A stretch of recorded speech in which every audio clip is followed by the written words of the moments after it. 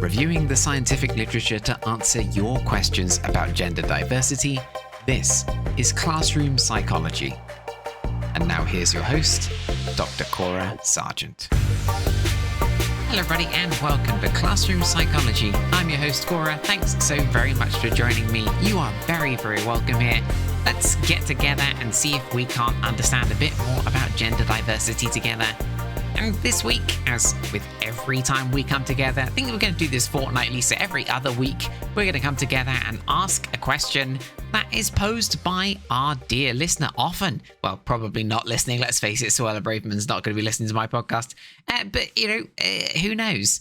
Posed by a public figure, often in the form of a confident declaration, significantly putting their weight behind a statement, but we're going to take it for the question that it is. We're going to ask it of the scientific literature, and we're going to see if we can't find some kind of scientific consensus around an answer together. This week, we have then Attorney General Suella Braverman, now Home Secretary, when she was Attorney General, talking about trying to understand the law around the Equality Act, particularly when it came to children and young people. And she had some interesting ideas about how gender works for children and young people. Let's take a listen. Suella Braverman. It's important to be clear that what are scientifically tested and established facts and what are questionable beliefs. In my view, a primary school where they are teaching 8 or 9-year-old pupils, year 4 children, key words such as transgender, pansexual, asexual, gender expression, intersex, gender fluid, gender dysphoria, questioning or queer, would be falling foul of government guidance. Nor is it age appropriate to teach 4-year-olds that people can change sex or gender. In line with Department for Education guidance, primary schools do not need to set exercises relating to children's self-identified gender. In these instances, schools, who may be well-intentioned but misinformed, are breaching their duty of impartiality and indoctrinating children into a one-sided and controversial view of gender. Thanks so much to Suella for such an amazing question, posed as they often are, in the form of very confident declaration, using, if I might say, some emotive language describing the indoctrination of children there, but we'll take it for the question that we know it was intended to be considered, and we will do our best to answer them. I suppose the question that this represents is, can we teach children to do gender wrong? That's a really interesting, useful question, I think. Is it possible to teach children to do gender wrong? And more specifically, perhaps, is the transgender community actually evidence of us teaching children to do gender wrong? This question has a very interesting scientific origin. In the 50s and 60s, we were sort of coming off the back of behaviorist approaches to understanding why people did anything, really. And we started to evolve our understanding of a lot of behaviors into social cognitive views.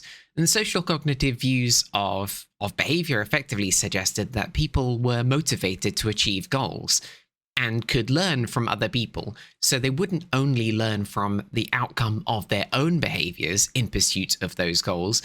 That's sort of a bit more behaviorist, but they would learn from seeing other people pursue those same goals. They'd see how effective those behaviors were, and they'd apply it to themselves, trying those behaviors out too. And when it comes to gender, this was crystallized into the social cognitive view of gender. Kohlberg is a classic, brilliant theorist who, one of the originators of this idea, applied to gender. And what this idea sort of crystallized in was a view that children, in fact all people, but particularly children, had an innate drive to do gender well, a kind of mastery motivation, if you like, to do gender well. And so they would go through ages and stages of understanding of how gender worked, from what Kohlberg described as gender identity, sort of a child's ability to name and label their own gender, through to gender constancy and gender stability, and understanding that gender persisted over time and that actually it persisted even though somebody might dress in different ways, their underlying gender was the same. Kohlberg described this as kind of a correct understanding of gender in inverted commas. But as children's gender sort of their understanding of how gender can be expected to function evolved over time between the ages of from 4 all the way up till sort of 6, 7, 8. They would then have a motivation to do their gender well. Now, of course, the challenge here is, how do children know what gender they are? And in gender schema theory and in sort of social cognitive views of gender, children were told, right? How do they know what gender they are? Well, they were told. And how do they know how to do gender well? Well, they learn it from the models in their environment. Now, you can see where this is going, right? Social cognitive views of gender suggest, therefore, that in order to learn to do gender well, children need a good range of models in their environment.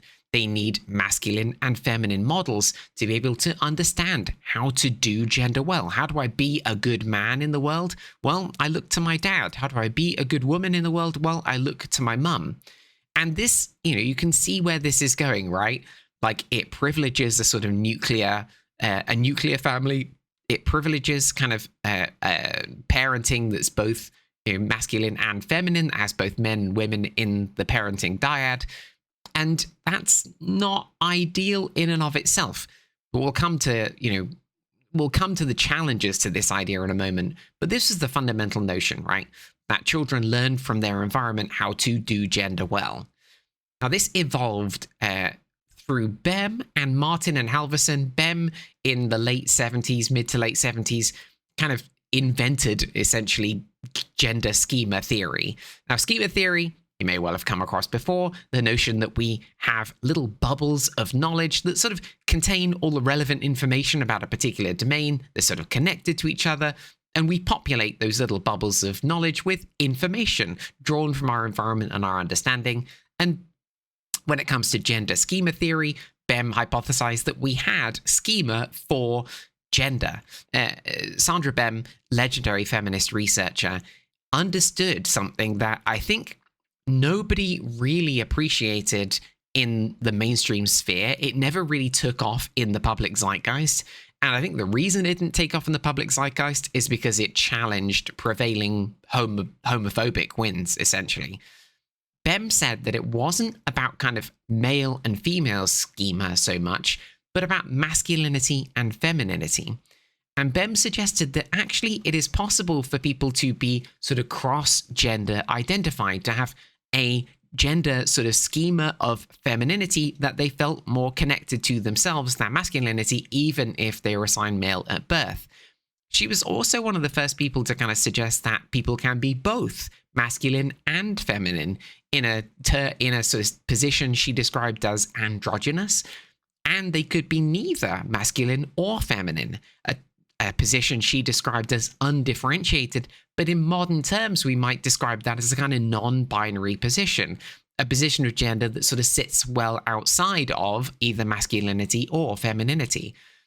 Now, Bem's work, fascinating as it was, couldn't really sort of latch on to the public zeitgeist. I think because we just had such strong prevailing homophobic overtones of like a view that cisgender experiences and heterosexual experiences were both right and moral, and that those experiences were healthy, and that other experiences were implicitly, inherently unhealthy. Now, some of the evidence, basically the early evidence was kind of saying that these undifferentiated and androgynous positions actually came with some psychological advantages. But if you looked at the outcomes data, we could see that some of those positions were associated with negative outcomes. But of course, the reason why may well be, as Ilan Meyer describes, that we have both proximal and distal stresses associated with being in unusual places on gender spectra. That essentially being a member of any marginalized minority group is an experience of marginalization. And those experiences come with, distal and proximal stresses that lead to negative outcomes. The sort of distal stresses being the sort of societal experiences of marginalization, and the internal homophobia, internal transphobia, internalized from those societal experiences that themselves then create stress inside ourselves. This is kind of the proximal stresses of minority stress theory. Ilan Meyer, do take a look at Ilan's work. It's absolutely amazing. Was originally applied to sexuality, to relationship diversity, and to those marginalization experiences. But actually, it's been applied to all kinds of marginalized identities. Really interesting to take a look at. So while some of these rarer places on the gender spectrum might have been associated with some more negative outcomes, it might not have been because of people's experience of those being like implicitly mental health problems. In fact, it almost certainly wasn't. Some of the most recent research starts to highlight that transition-related support for transgender adults supports them to have, in many cases, normative mental health experiences, and certainly to sort of alleviate their emotional distress. We'll come to that in a future episode. Affirmative care is its whole other question. But actually, what we find is that these sort of rarer places are probably associated with more negative outcomes because we have a society that privileges cisgender experiences, as we've already explained. So in gender schema theory, we have this notion that children develop schema around masculinity and femininity, or men and women, and then they apply them to themselves by somebody coming along and saying, hey, you're a boy, or hey, you're a girl, right? So we have adults telling children what gender they are, reinforcing that notion in their own mind, and then teaching them how to be good men and good women in the world. Children learn, apply those schema to themselves, and then do the things of gender. They behave in accordance with the norms and rules of the gender that they have been assigned. Within gender schema theory and social cognitive views of gender, at the heart of it, there's a view of gender as primarily learned, sculpted by the environment rather than born. Now, this is a really interesting idea, and it actually comes with a bunch of problems, right? You can see immediately where these problems are going to come from. Yeah, so the major problems are that we've got a system that suggests that actually children need both male and female members of their family, or at the very least, they need male and female role models in their environment in order to learn how to do gender well. Otherwise, if they don't have the right role models, then how can they learn how to do it well? And they only know what gender they are by people telling them. And the socialization of their gender experience, how they learn how to do gender well, the ultimate logical conclusion of that is that we can do that wrong. And children who have sort of minority experiences around sexuality or gender diversity, right? Those children who grow up who are not heterosexual, those children who grow up who are not cisgender, the implication of this model is that it's a consequence of how they were raised. And that's a really dangerous idea. It's dangerous because it sort of reached its heyday in the 1970s and 80s. And in that time, we had this very striking homophobia in society. In 1987, the British Social Attitudes Survey highlighted that 75% of the UK population believed that homosexuality was always or mostly wrong. Now, that is in and of itself pretty remarkable. But of course, if you combine this with the conclusions of social cognitive explanations of gender, and by extension, sexuality, right? You have one of the very, very dangerous ideas of our time, the idea that if you can raise a child like cisgender, if you can raise a child correctly, in inverted commas, then by extension, you can raise a child gay, or you can raise a child trans.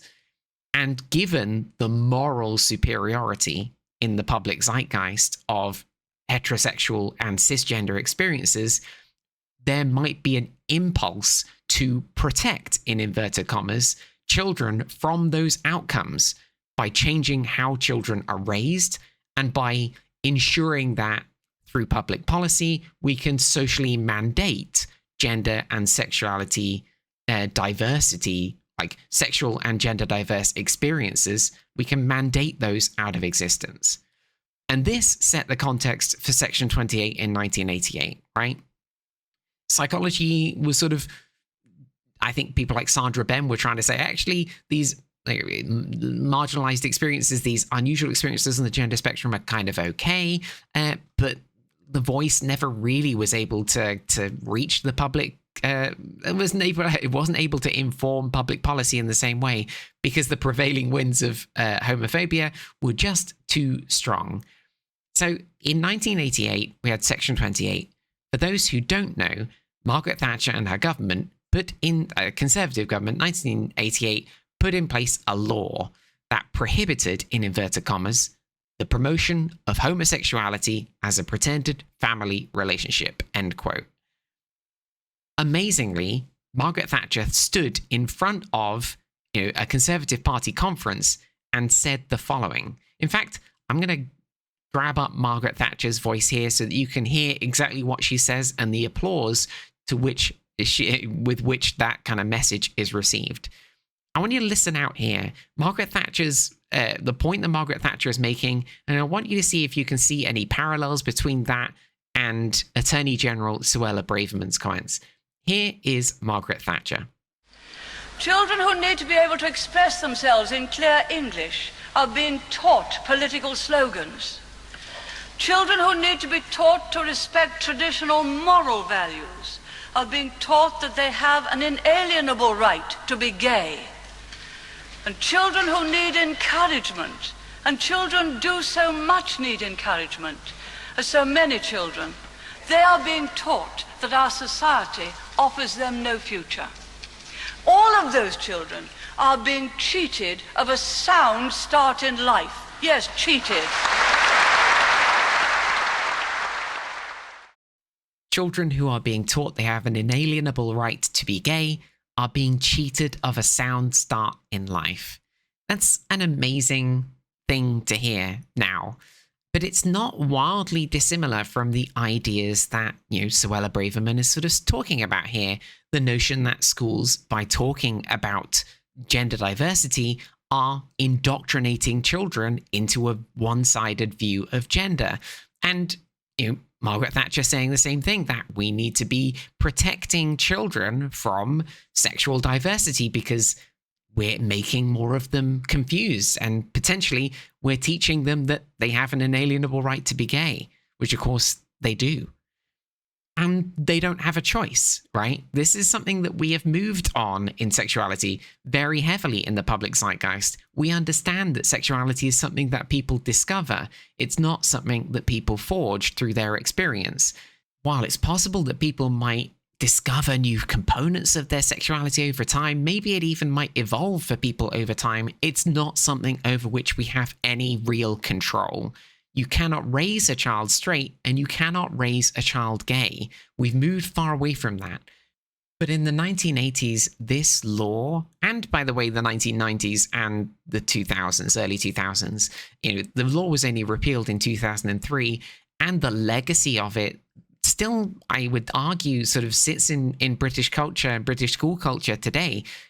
For like 20 years, it was basically, 15 years, it was basically illegal to talk about sexual diversity in schools. You literally couldn't say it was okay to be gay.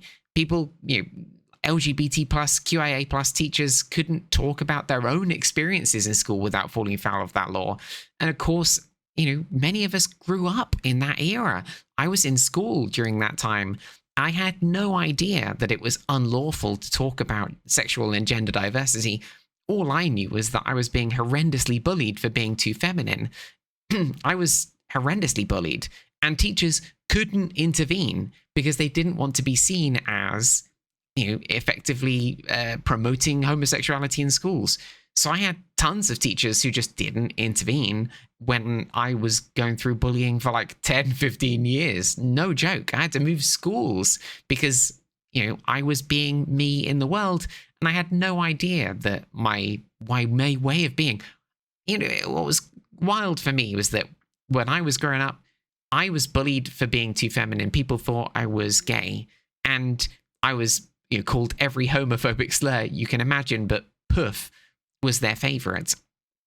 And I had no idea what I was doing that was different or making them think that I was gay. Even now, looking back, I don't really know what I was doing, but something about me was feminine. Something about my being in the world unconsciously was feminine.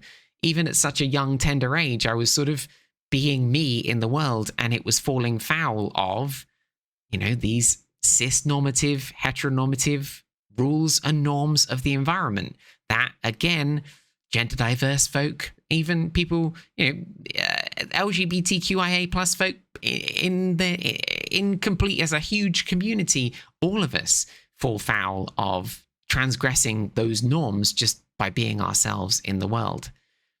So it's kind of a bizarre situation to think back on. And what is really interesting is that this model of gender, this kind of social cognitive, like this view of gender as primarily kind of sculpted into existence by experience, that model not only, helped to inform Section 28, right? Because, the idea that you can raise a child straight and can raise a child gay, i.e. you can raise a child in heavily inverted commas wrong, and therefore we must protect children from that outcome. That was a direct consequence, I think, of these ideas of gender that were popularized by psychologists, right? We put into the world this idea. And that's what good science does, is it gets things wrong and grows and changes. But public policy didn't grow and change as the science did. And the science got something dramatically wrong. And that really, this sort of moment in the scientific community as such a pivotal moment really changed how psychologists started to view gender, really. It was a really huge turning point in the 1980s. And that turning point is around the very famous case of David Raymer. Now, I don't know if you've ever come across David Raymer before. You may well have done in undergraduate psychology if you did an undergraduate psychology degree, or you may have just come across it. There's better people than me, better investigative journalists. I am no journalist. Better people than me have put some great kind of exposés online. There have been some amazing writings by Milton Diamond on the topic. Go check them out. But the cliff notes are this. David Raymer was a young kid in the 1980s, tiny little poppet, who was undergoing a circumcision using what I think, if I'm right, was a cauterization tool. And there was an accident. Something went dramatically wrong. Forgive me in advance, we're going to talk a little bit about primary sexual characteristics for a second. So David Raymer's primary sexual characteristics were very badly damaged in this accident. Now, John Money, psychologist, got involved with the case and made this recommendation, right? So John Money's view was that gender was socialized, not an unpopular view at the time. Gender primarily socialized. Children learn what gender they are by people telling them, and then they develop their own gender schema, their understanding of how gender should work, how to do gender well, and then they would apply it to themselves, by virtue of having good role models in the world and learning from them how to do gender well. So John Money's idea was this. He said, we have this kind of perfect opportunity. For David's primary sexual characteristics have been badly damaged, but we can, from the material that is remaining, construct as normal, as typical female genitalia as we possibly can. We'll give David a girl's name, and we will raise David as a girl. David will never know of his gender history. We'll give David female pronouns. We'll refer to David consistently as a girl. And David will learn how to be a girl in the world. And as a consequence, gender identity is sculpted, not born. And so Joan, as this young poppet was called, will learn to be a girl in the world and will develop completely normally as a girl. Unfortunately for David, this didn't work. Should have worked, right? Under this model of gender, should have worked. David Raymer should have grown as any typical girl. Now, there was some controversies around the kind of experiments that John Money was doing with David Raymer. There's also some controversy about some of John Money's kind of publications, early publications on the work. But Milton Diamond went back to see David Raymer and published a bunch of stuff basically highlighting how David Raymer never felt okay as a girl, that David's David experienced what can only be described as gender dysphoria, a kind of existential distress that we've already described, right? Where inside, that's right, that feels like home, that's what I am. David's gender identity was always male, as it is for many people who are assigned male at birth. And by raising David as a girl, we created the context in which David would experience what it's like to be trans, right? David experienced dissonance between that gender identity, that core part of who he was, and his body and the way in which the world related to him. In the end, David Raymer, when he grew, he transitioned to be a boy in the world and learned about his gender history. But his gender history, knowledge of his gender history came after, this kind of the dysphoria that he experienced, not before. And David Raymer kind of got married, had children, and, again, trigger warning here. We're going to talk about suicidality for a moment. David Raymer very, very sadly took his own life. Now, it's a very, very tragic case and a very, very tragic story of a young man who had a very complicated life. When it comes to talking about gender, what David teaches us is that, at least in his case, this very interesting naturalistic experiment, naturalistic's a bit of a push, but John Money created the perfect context, the perfect circumstances to test whether we can sculpt somebody's gender identity. And it turns out that we couldn't in this case. It did not work. Now, of course, this is not this kind of changed how gender diversity was seen in the 1980s, 1990s. It kind of really was a big pivotal moment in understanding gender diversity in psychology. And psychologists from that moment, really, from the 2000s, have been kind of gradually studying gender diversity in a completely renewed way. And in the last 10 years, we've seen this massive explosion in gender diversity research. And there have been two big concepts that have put more holes in this view that gender, that we could raise children wrong in some way, right? The first is Zalesniak's work in 2020. Now, essentially what Zalesniak and colleagues did was they did a pretty big piece of research asking transgender men and transgender women, adults in the States, about their first memories, and then about their first memories of experience of gender dysphoria. So asking adults about when, on average, they had their first experience of dysphoria around their gender.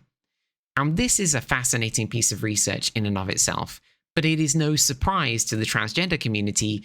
In most of the retrospective studies that were done 10, 15 years ago, they found something similar.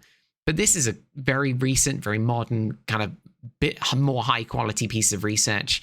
And they found essentially that for transgender men in the US, their earliest memory was on average around 4.7, pretty high standard deviation of 2.3 years. So some people at the age of 4.7, but, the average deviation was up to kind of age of 6 potentially with their first memories. Their first age for transgender men, that is, people assigned female at birth who identify as men in the world and who are men in all the ways that matter. They live their lives as men. They are men in the world in all the ways that matter. The first age that they experienced gender dysphoria was 6.2 years. That's wild. Again, reasonably high standard deviation of 3.1 years. Which means that it's quite a big range. Again, no surprise, lots of studies now being done with young people themselves and with trans adults retrospectively, finding again, there's a big range at which people experience their first gender knowledge, right? We call that gender knowledge when they recognize that they are transgender or have that kind of strong gender dysphoria, cross-gender identification. For transgender women, those assigned male at birth, who identify as women and are women in the world in all the ways that matter, They have their first memory around 4.5, not particularly different from the trans guys. And they have first gender knowledge, their first gender dysphoria happened at, on average, 6.7. Again, standard deviation at 3.6 years, it ranges quite heavily. So around the age of 6.5, we see quite a lot of people experiencing gender dysphoria for the first time. And they lived, transgender men and transgender women lived for a mean of 22 years for trans men and 27 years for trans women with untreated gender dysphoria before commencing even social, that's non-surgical, social or medical transition, non-surgically. Amazing. They lived for between 22 and 27 years before they started to transition on average. That's wild. What that tells us is that, for these young people, when they were 6, up until when they were in their 30s, when they started to transition, or in their late 20s, they existed with a huge amount of gender dysphoria in the world. And trust me, if there was a way to not be trans, those of us in that context would have found it. If we could sculpt our gender identities, if while I was being bullied, they would have found a way to sculpt their gender identity to be more typical if they could. And the fact that they couldn't, the fact that their gender dysphoria continued on, they're still trans, right? And so that tells us something about how, at least for the trans community, gender identity is, I think, born and not made. Now, moreover, Turban and colleagues, and the age as well, like at 6 years was the first time they experienced gender dysphoria. Like, do we really think that they were being sculpted by their environment at that age into being something unusual? Now, Turban and colleagues also, in 2020, fantastic study, huge, 27, nearly 28,000 transgender survey respondents in the US, right? 40% were assigned male at birth, were trans women, majority were trans dudes. Now, for these people, a good chunk of them, about 20%, had experienced conversion therapy at some point, right? It's 4,000 people. Again, trigger warning here. Conversion therapy was associated with psychological distress. It was associated with lifetime suicide attempts. And it was associated with lifetime suicide attempts, even more so for those who experienced conversion therapy before the age of 10. But these folks were still transgender.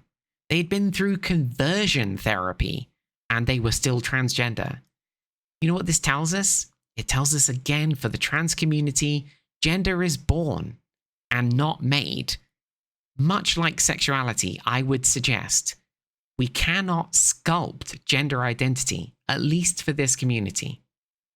Now, here's another question. The question that Suella is really getting onto.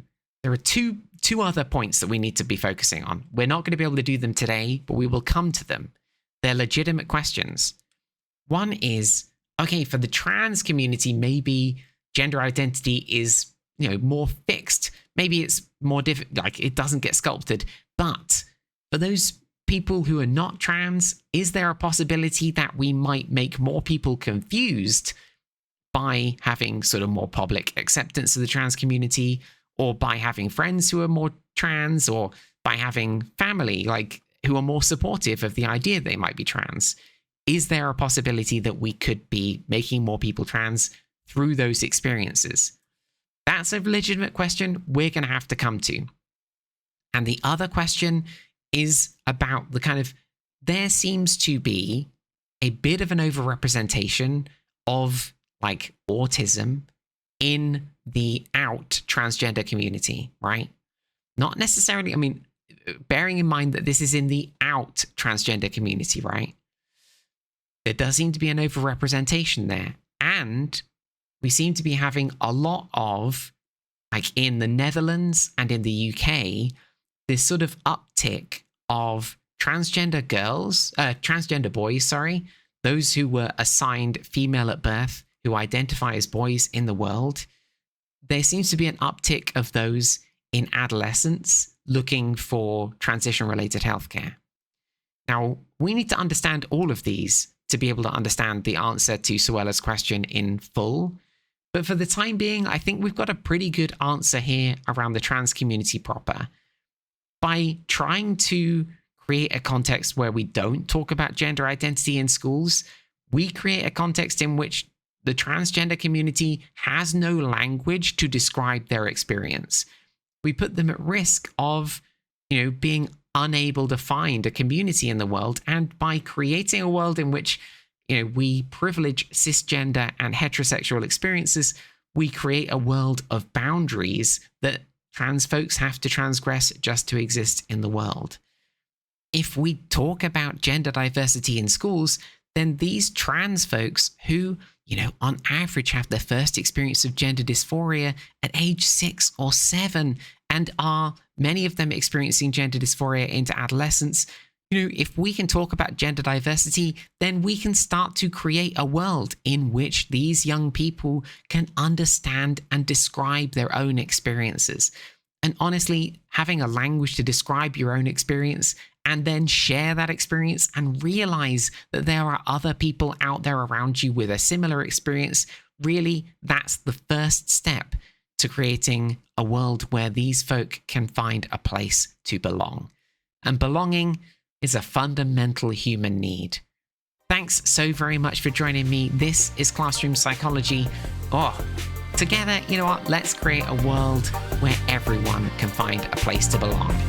I look forward to seeing you in the next one.